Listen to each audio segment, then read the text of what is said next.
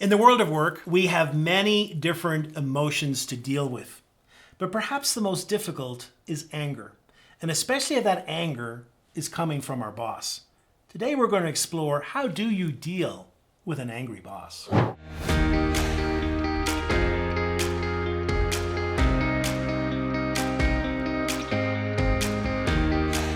You know, anger is a dangerous emotion because anger can also disintegrate into further conflict.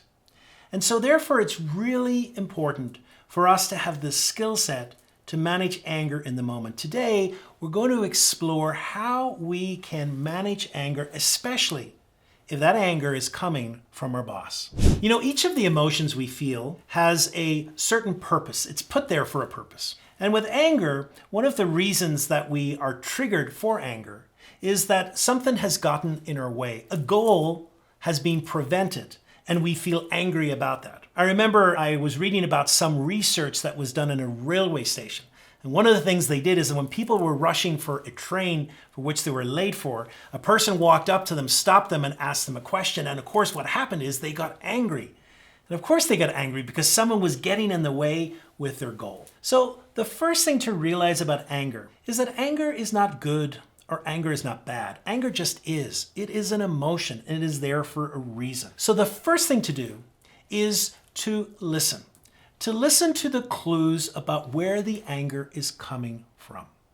To listen why perhaps your boss feels angry. To listen for one of those clues perhaps that something is getting in the way of him or her and something is preventing a successful outcome. I think when we're able to listen, we're able to decode where is this anger coming from, because if we can decode where the anger is coming from, it begins to help us in managing that anger that is directed at us. Second is to stay calm. Now, I realize that is much, much more difficult than it is just saying it. Because when someone is angry with us, we begin to feel a little defensive. We begin to heat up. We begin to want to explain our side of the story. And of course we can do that, but it's really helpful if we can remain in a calm demeanor with the other person.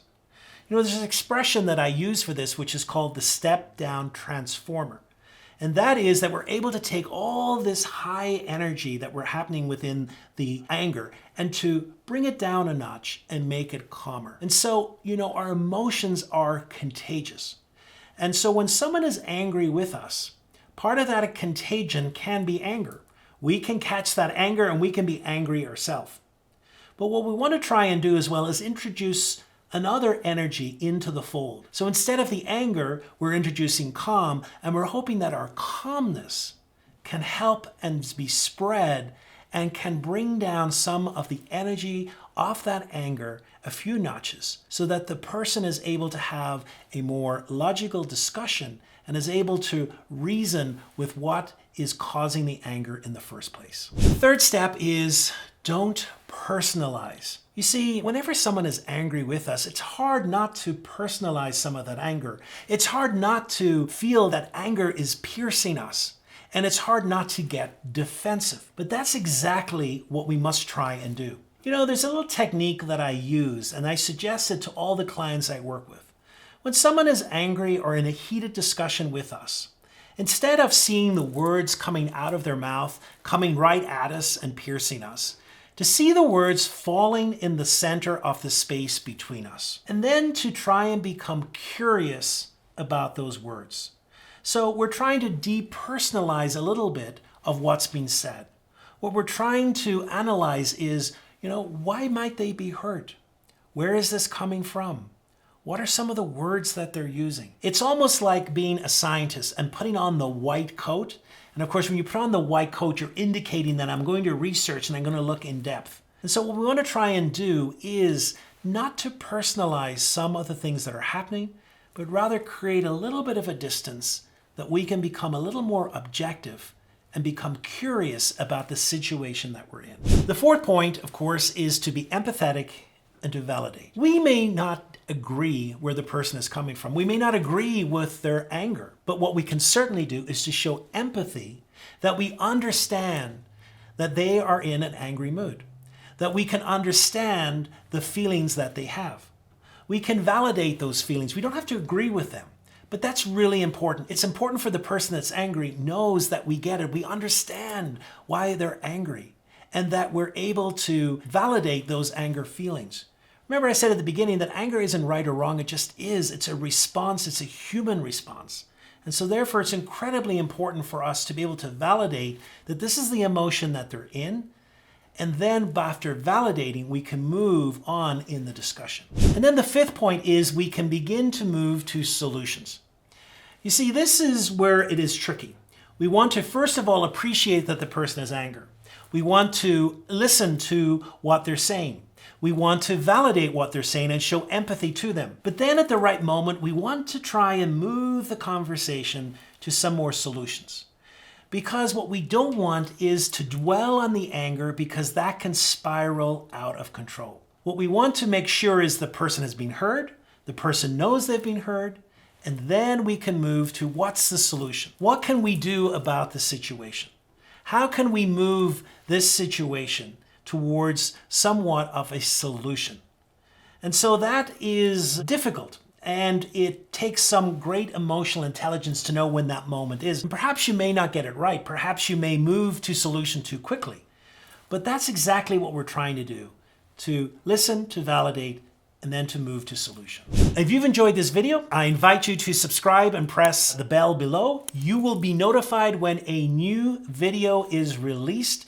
Each week I strive to produce an educational video which explores different areas of emotional intelligence that will help you in your relationships at work and at home. And the sixth and the final point is this: it is at times we need to create healthy boundaries. Now, of course, all of these points that I've mentioned before is when we are working for a rational boss who gets angry from time to time. We expect that. We get angry from time to time. We work with people who get angry from time to time. And it's important for us to recognize that and to deal with it. However, there are certain situations, and I'll call them toxic situations, where a person really uses anger to get their way or anger to intimidate. And in those situations, it's really important for us to create healthy boundaries. You know, while it's important to understand that people get angry, while it's important to understand that from time to time people will say things that maybe they'll regret later, it is important to understand that we always deserve respect, that we always deserve to be treated fairly, and that cannot be compromised. And so therefore, it's important for us to create boundaries. They're able to push back at times whenever that's not happening. Now, I understand that's a very hard task, especially when we're talking about our boss, and perhaps in the midst of an angry spell, that's not the time to do it. But it is important at times to give the boss feedback and say, you know what? I'm getting uncomfortable at times with some of these situations, and that here's my expectation of conversations. I'm happy to discuss a situation with you, but I'm not happy to discuss a situation when your anger is making me feel threatened or your anger is making me feel diminished. So therefore, creating healthy boundaries is incredibly important. Anger is one of those emotions that we meet, and sometimes with the pressure of work, it can seem that we meet it every day. But you know, anger doesn't have to be this scary emotion which gets out of control. Today, I invite you to explore some of the resources and the tools that I've talked about. And if you have encountered another way of working with anger and dealing with an angry boss, I would love to hear some of your comments below, because the more comments, the more able we are to enrich each other with different techniques that can help us deal with an angry boss. And if you've enjoyed this video, I invite you to watch the next one, which talks about dealing with anger in the moment.